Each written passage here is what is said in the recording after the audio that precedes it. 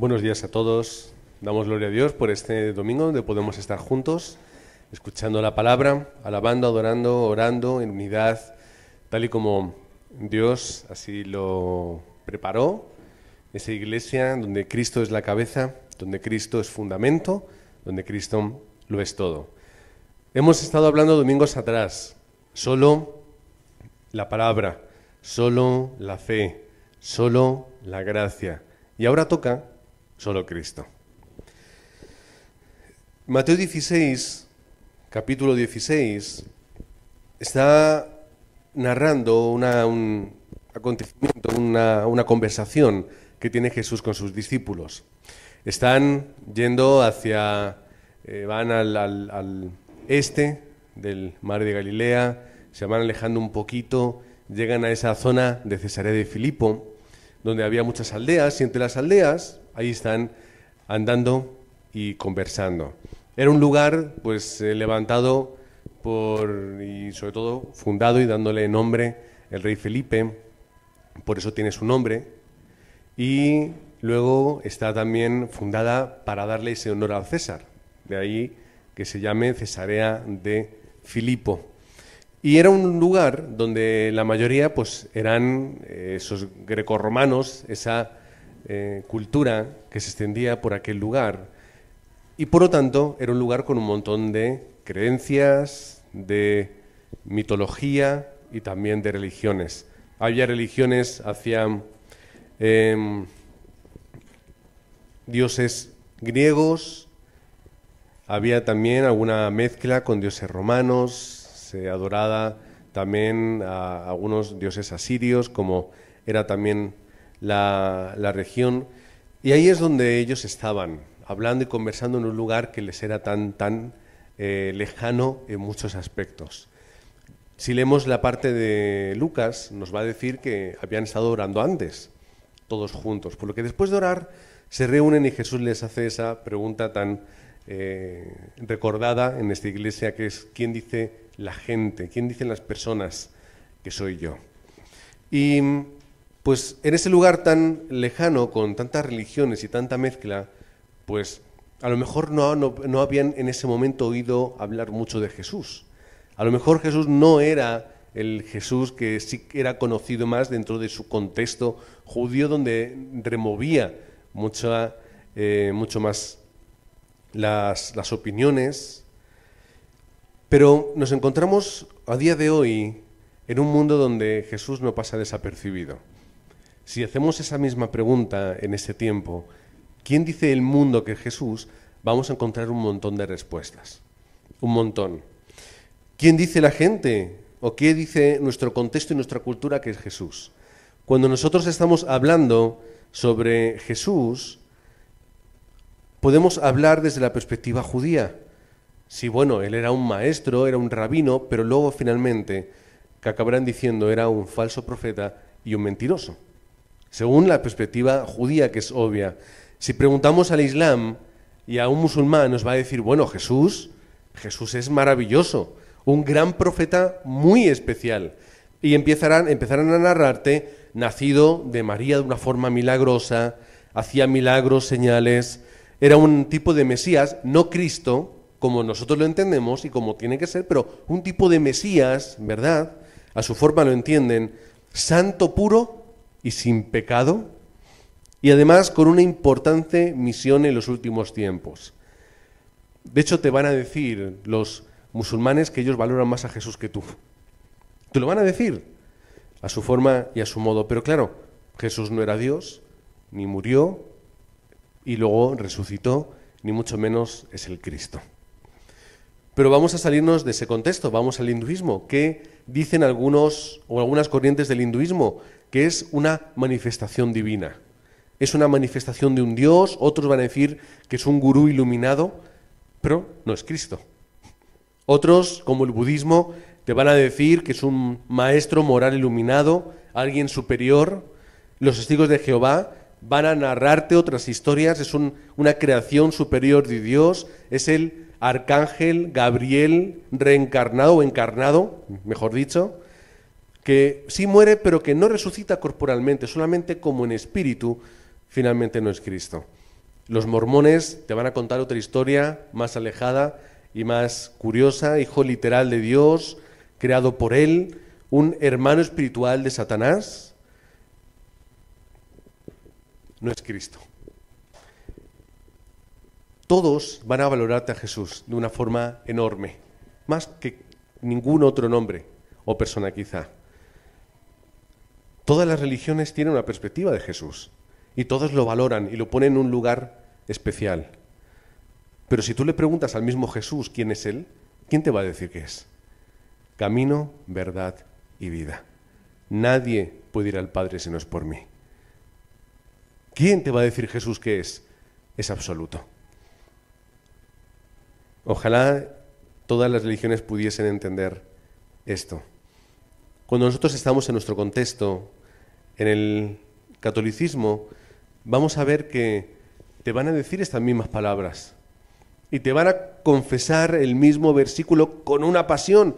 Sí, camino, verdad y vida. Y sobre la teoría te van a hablar de una forma cristológica totalmente parecida a nosotros. Podríamos incluso utilizar libros, intercambiarlos para estudiar cristología, porque además el mundo católico tiene grandes teólogos y grandes estudiosos. Pero ¿cuál es el problema? El problema está cuando a Cristo sumamos cosas. Eso no funciona. Ayer los hermanos en internet, si alguno me está escuchando lo va a recordar, estaba hablando de cuando todos tenemos en nuestros países alguna receta de algún plato que es muy importante. Si aquí en España, si nos vamos a Valencia, tenemos la paella. No toques nada de la paella, porque si no, ¿qué te van a decir? Que no es paella. ¿Ves cómo lo hemos aprendido? Todos lo sabemos, vale, no vamos a hacer paella valenciana, la haremos a otra forma, pero ¿qué sucede? Cuando tú añades algo que ya está bien y que es perfecto, ¿qué haces? Lo estropeas. Ahora pensad en un plato clásico y reconocido de vuestro país. Imaginad que viene otro y le empieza a añadir cosas de lo que es suyo. ¿Qué vas a decirle? No toques, hazlo en tu casa, pero no vengas aquí a ponerme cosas en la receta que es perfecta y que es así, está bien como está. No la estropees. No la estropees. ¿Qué hacemos entonces con Jesús? Si Jesús es suficiente y lo es todo, ¿por qué entonces tenemos que pensar y creer que el ser humano coopera en la salvación? ¿Es suficiente o no lo es? Porque si hay cooperación, entonces no hay suficiencia de Cristo. Tú les preguntarás, ¿entonces Cristo no es suficiente? Y te van a decir que sí. Pero luego en la práctica no es de esta forma. Te lo van a argumentar de muchas formas y muy inteligentemente. Tú le vas a hablar de los sacramentos, te dirán, bueno, sí, los sacramentos son herramientas de Cristo, dentro de la gracia, pero al final es obras escondidas. Ya al final el purgatorio. ¿Dónde está eso? No está en ningún lado. ¿Por qué? La obra de Cristo no es suficiente, tienes que purgar. La obra en la cruz no tapa todos tus pecados, solamente unos pocos. El resto tienen que pasar un proceso. ¿Qué ocurre entonces con ese tipo de cosas? Es sumar más a Cristo. Si Cristo es suficiente, ¿por qué tienes que tomar a la Virgen y ponerla en ese lugar? Está bien donde está. Es una persona reconocida por todos. Tiene un valor enorme de obediencia, de respeto a Dios. Ella, por supuesto, que tiene un valor impresionante. Y es un ejemplo en ese sentido. Pero si Cristo es suficiente, ¿por qué tienes que hablar de que la Virgen coopera también? Es corredentora. Sí, bueno, de una forma secundaria, pero ya la estás poniendo. ¿Por qué hablas de la Virgen como mediadora e intercesora? Si la palabra te está diciendo, Pablo a Timoteo, no hay intercesión, no hay mediación más allá de Cristo. ¿Por qué tienes que sumar? Bueno, sí, porque claro, como es la mamá entonces, y te cuentan una historia simplemente para sumar algo a lo que ya era perfecto. ¿Por qué María es madre de la Iglesia? ¿Por qué tiene que ser madre de la Iglesia? Si ya hay una cabeza que es Cristo, no necesito más autoridad, ya está. ¿Por qué tenemos que sumar cosas? Los santos, ¿Qué hacemos con los santos? La Iglesia te va a decir que no los adora, que hay veneración. Y efectivamente no es lo mismo. Y te lo van a delimitar. No, veneración es honrar, es reconocer, pero no es adorar. Pero luego en la práctica, ¿qué estamos haciendo? Las palabras no concuerdan con las acciones, por lo que si Cristo es suficiente, ¿para qué tengo que sumar más personas? No hay argumentación que vale para estas cosas. Los santos no median por Dios, o sea, hacia Dios. Los santos no están. Solamente está Cristo, mediando entre Dios y las personas y Dios. ¿Cuál es el problema? ¿Quién es Cristo? Cristo no es suficiente en el mundo. Habrá aún gente que te lo quiera negar históricamente. Hoy en día ya no hay nadie que seriamente haya estudiado un poco o haya investigado que te pueda decir que Jesús no existió. No, o sea, todas las evidencias históricas confirman la existencia de Jesús. Pero aún te dirán, no, Cristo será esto, lo otro. Pero Jesús es suficiente, es Cristo y es único. Es lo que Jesús quería escuchar de sus discípulos. Él les empieza preguntando, ¿quién dice la gente que soy? Y empiezan a narrar, bueno, tú eres como Juan el Bautista, como una encarnación o reencarnación. Y esto no era una invención.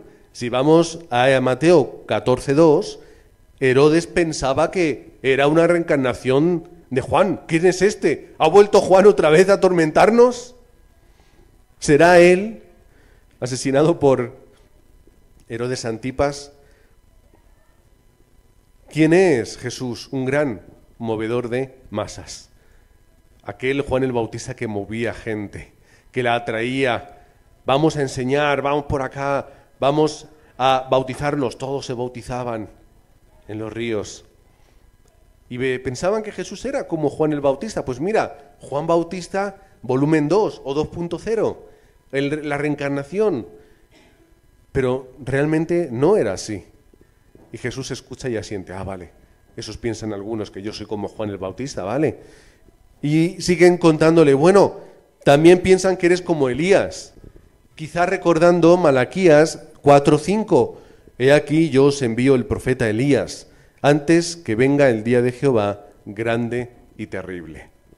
Y algunos pensaban que era él. Y claro, ¿qué hacía Jesús? Grandes milagros, grandes obras, poder, autoridad.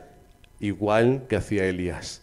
Recordando el monte del Carmelo, los profetas de Baal y el poder de Dios que se dispuso de una forma evidente en el altar que Elías levantó. Y lo que ocurrió después, y siguió ocurriendo en todo su ministerio en el Reino del Norte. Pero Jesús no era un simple hacedor de milagros. Si Elías lo fue, ¿qué de especial entonces tendría Jesús si hace lo mismo? Continúan hablando, no, será como Jeremías, ese profeta que tenía esa empatía por el pueblo, que clamaba, ese profeta llorón, viendo lo que estaba sucediendo con su pueblo y con la gente, lo que también él estaba sufriendo en su propia vida, teniendo que llevar otra vez lo triste que es llevar al pueblo el mensaje de corrupción y de inmoralidad que estaban.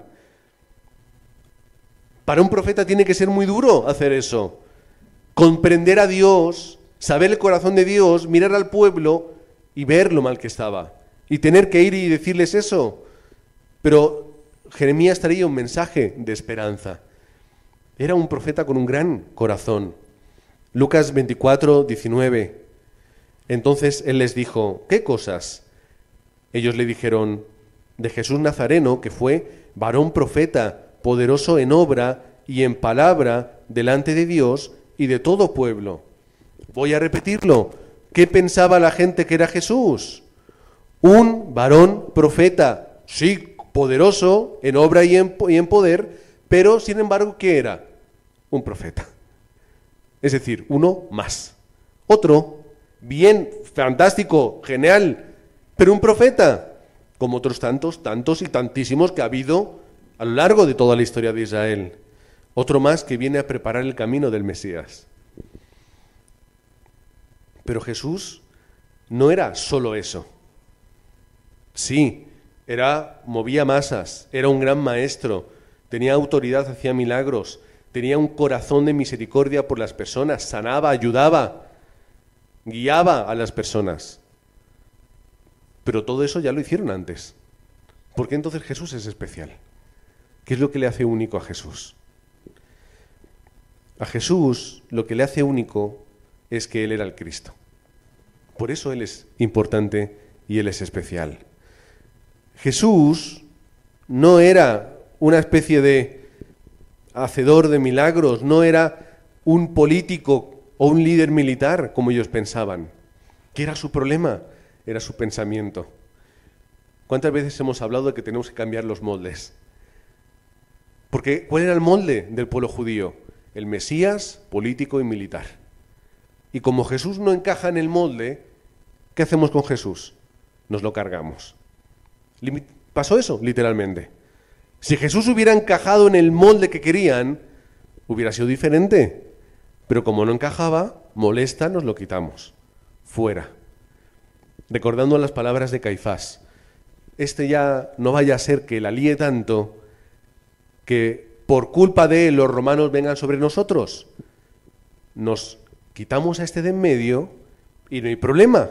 Así de fácil. Porque no encaja con lo que nosotros queremos. Hay una esperanza nacional en el Mesías. Por fin seremos una nación libre y fuerte como lo éramos antes, incluso más allá. Todo ese, el corazón que ellos tenían. Pero realmente no entendían lo importante de Jesús. Vendrá el Mesías a liberar a los oprimidos de los romanos. No entendían a Jesús. Lo que Jesús venía a hacer era hacer una renovación absoluta e integral del ser humano. No solamente de tu nación, sino de todo hombre y mujer sobre la faz de la tierra en todas las generaciones. Esto era Jesús. Entendamos entonces que cuando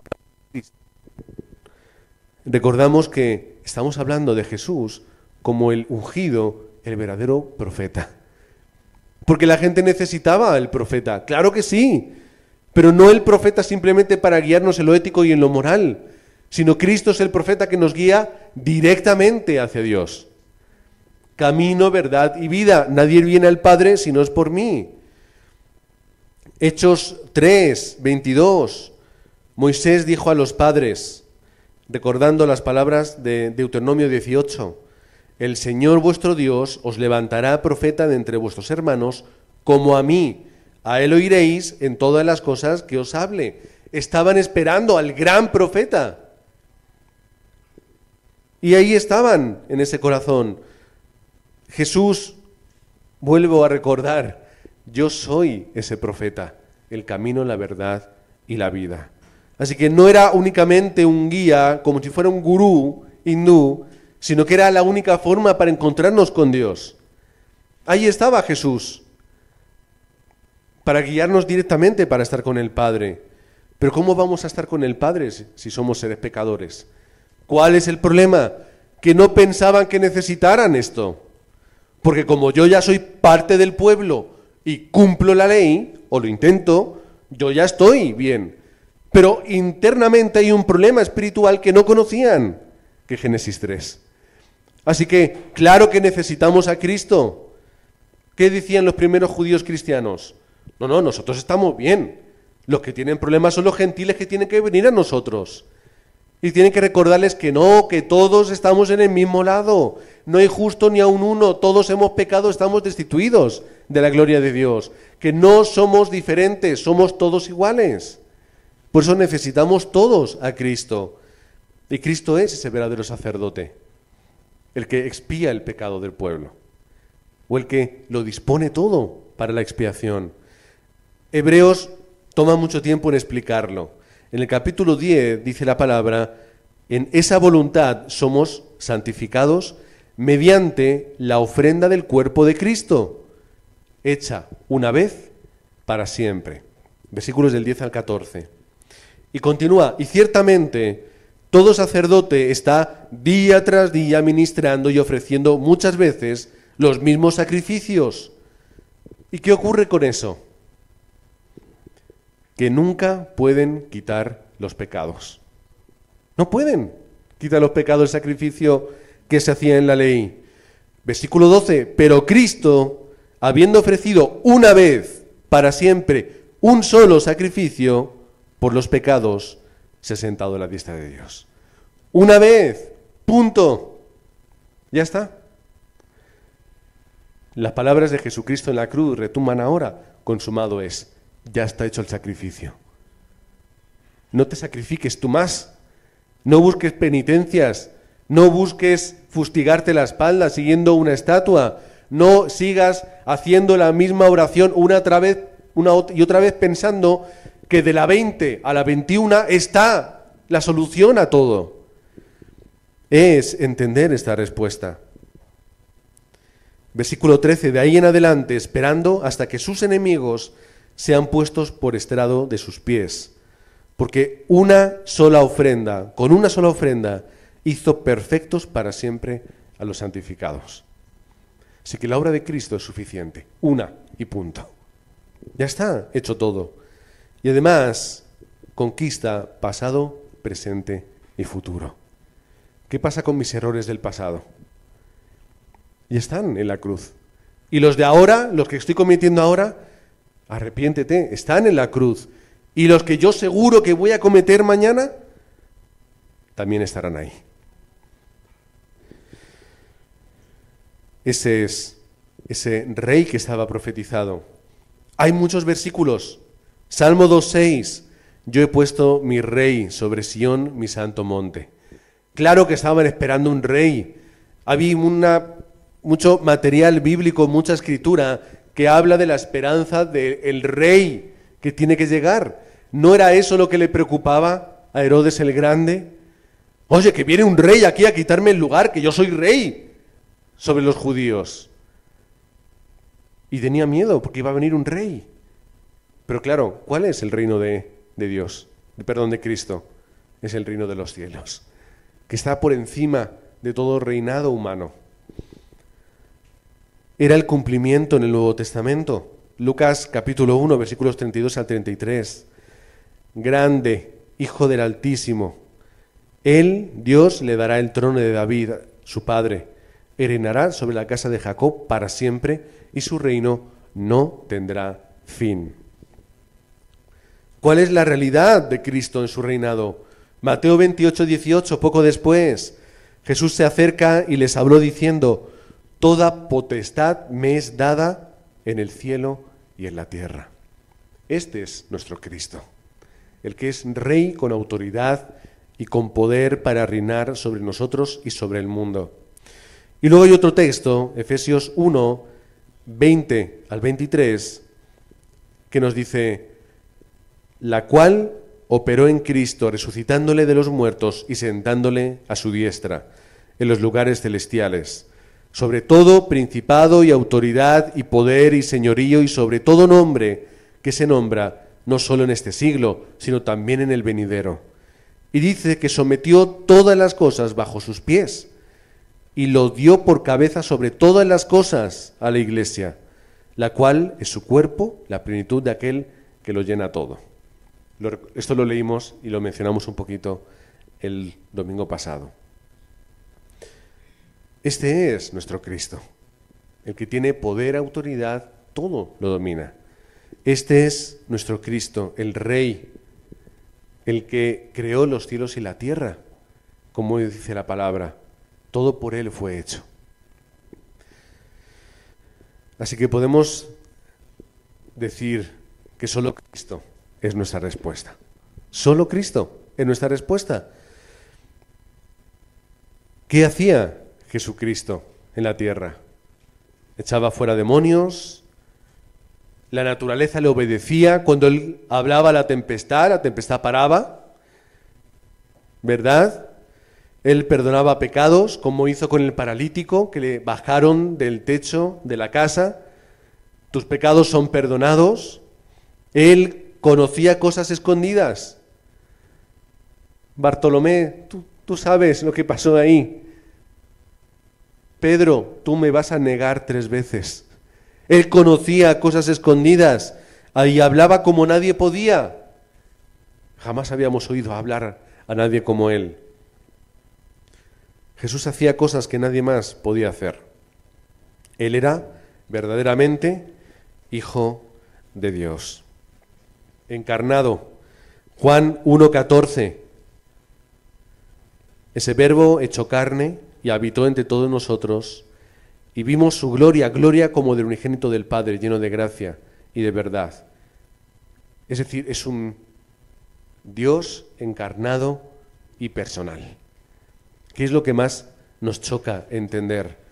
Que Dios es ese Dios tan humilde y tan cercano a nosotros, que quiere hablar con sus criaturas, con su creación pequeña, insignificante, imperfecta, quiere hablar con nosotros, quiere vivir y morar a nuestro lado, quiere acompañarnos a todo lugar. Pero más chocante que todo eso, ¿qué es? Que es un Dios que es capaz de hacerse como nosotros, ¿y qué más? Y tener la experiencia totalmente humana, necesidades humanas, pasar por las cosas indignas que pasamos los humanos. Tuvo que hacerlo todo. Finalmente vino a por nosotros, dice la palabra, como el Hijo del Hombre no vino para ser servido, sino para servir. Ese es el Jesús y el gran Dios que nosotros conocemos y entendemos. Pero ¿cuál fue ese servicio? Termina diciendo, y para dar su vida en rescate por muchos. ¿Cómo que dar su vida? Esto ya es único. No existe en el mundo, en la mitología y en la historia, ningún ser tan grande y a la vez tan humilde. No cabe en la cabeza de las personas. Por eso no lo podían entender en aquella época. Los griegos no entendían cómo hay un Dios tan grande que se hace tan pequeño para estar con nosotros. No lo podían entender. No cabía en la cabeza de ninguno de ellos. Pero este es Cristo, para hacer lo que nadie podía hacer. Repito, puede haber grandes maestros. Dios puede utilizar a personas para hacer milagros. Lo hizo con los apóstoles y con profetas. Dios puede mover masas. Lo hizo en tiempos bíblicos y lo ha hecho también más tarde. Tenemos grandes movimientos evangélicos a lo largo de la historia. Dios puede hacer lo que quiera con quien quiera. Pero lo único que solamente Jesucristo puede hacer es salvarnos de nuestro problema espiritual. Solamente Él lo podía hacer. Solamente Cristo tiene el poder para salvarnos, de verdad. Solamente Él puede hacerlo. Es nuestra realidad y poder. Isaías 64:6. Recordamos, todos somos como suciedad y nuestras justicias como trapo de inmundicia. No podemos hacer nada. Fijaos nuestras justicias, cómo Dios las ve. Fijaos nuestro esfuerzo para ser perfectos y justos, lo que realmente es de cara a Dios. ¿Cómo somos nosotros? Caímos todos como la hoja y nuestras maldades nos llevaron como el viento. Es imposible que podamos hacer nada. Solamente Cristo podía darnos la respuesta que por nosotros era imposible. Efesios 2, recordamos el texto de la semana pasada, muertos en nuestros delitos y pecados. Yo no puedo hacer nada. El ser humano no es capaz. Necesitábamos a alguien que nos rescatase. Juan 10:10, el ladrón no viene sino para hurtar y matar y destruir. Pero yo he venido para que tengan vida y para que la tengan en abundancia. ¿Qué nos van a decir los de la teología de la prosperidad? Abundancia, yo me apunto a eso. Abundancia, quiero casas, coches, dinero, lujo, vacaciones. No entendemos la obra de Cristo. ¿Qué es lo que valoramos entonces? ¿Cristo es suficiente? ¿La obra de Cristo lo es? ¿Necesitamos más? Entonces, escucha y sigue al profeta que es Cristo. Solamente escúchale y síguela a Él. Confía y delega en el gran sacerdote, que es Cristo. Y sométete y sirve a tu Rey, que es Cristo. Punto. para terminar la conclusión, tengamos fe solamente en Cristo. Ezequiel 36, 25 al 27 lo explica. Lo vamos a ver desde el Antiguo Testamento para terminar. Versículo 25. Esparciré sobre vosotros agua limpia, y seréis limpiados de todas vuestras inmundicias, y de todos vuestros ídolos os limpiaré. Cristo salva y limpia de los pecados. Versículo 26. Os daré un corazón nuevo, y pondré espíritu nuevo dentro de vosotros, y quitaré de vuestra carne el corazón de piedra, y os daré un corazón de carne. Cristo regenera y hace una nueva criatura. Y, versículo 27, pondré dentro de vosotros mi espíritu, y haré que andéis en mis estatutos, y guardéis mis preceptos, y los pongáis por obra. Santifica y comisiona para la evangelización del mundo. Ya desde el Antiguo Testamento nos están hablando de Cristo. Por lo tanto, cree solo en Él, porque es suficiente y absoluto para todo lo que tenemos que hacer en nuestra vida. Es una obra completa, como hemos dicho antes, pasado, presente y futuro. Y finalmente, una esperanza también absoluta. 2 versículos y terminamos. Apocalipsis 5:12. El Cordero que fue inmolado es digno de tomar el poder, las riquezas, la sabiduría, la fortaleza, la honra, la gloria y la alabanza. Y finalmente, Apocalipsis 21:4, Él enjugará Dios toda lágrima de los ojos de ellos, y ya no habrá muerte, ni habrá más llanto, ni clamor, ni dolor, porque las primeras cosas pasaron.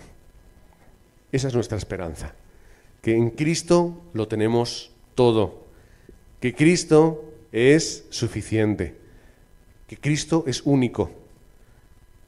El mundo te dirá, bueno, Jesús puede ser necesario para muchas cosas, pero nosotros decimos, Cristo lo es todo. Así que cuando nosotros recordemos la Reforma, vamos a recordar también cuando se volvió a decir, solo Cristo es suficiente. Él es absoluto, lo es todo. Por eso nosotros podemos estar de acuerdo y podemos mantener esa misma frase, porque entendemos a través de la palabra que no hay nada ni nadie que pueda estar ni siquiera cerca de lo que Cristo hizo por nosotros. Por lo tanto, os bendigo en el nombre de Cristo para que esta semana podáis tener esta respuesta, podáis mantener arriba ese estandarte, como hemos cantado antes, del nombre y la predicación de ese Jesús de Nazaret, que es el Cristo para nuestra vida, y que podamos entender que no es Jesús el Cristo, es Jesús mi Cristo. Así que personalízalo, experiméntalo y predícalo. Gracias, Padre, por este día donde podemos libremente testificar que Jesús es nuestro Cristo. Él es el Cristo de cada uno de nosotros, porque Él es Salvador de cada una de estas personas. Él es el que regenera y vuelve a crear y hacer esas vidas. Nuevas criaturas somos en Él. Y es el Cristo personal de cada uno que comisiona, fortalece en el campo de evangelismo. Padre, gracias porque también eres nuestro Cristo, cabeza de la Iglesia Aposento Alto, cabeza de esta Iglesia, la cual simplemente quiere obrar y cumplir conforme tus preceptos, que quiere predicar únicamente tu mensaje y quiere tener esta experiencia, la experiencia de que Jesús es el Cristo. Padre, que podamos hacer como esos primeros creyentes, ir por todo el mundo y testificarlo sin miedo a lo que pueda pasar, sin mirar atrás. Oramos en el nombre de este nombre que es sobre todo nombre, Jesucristo. Amén.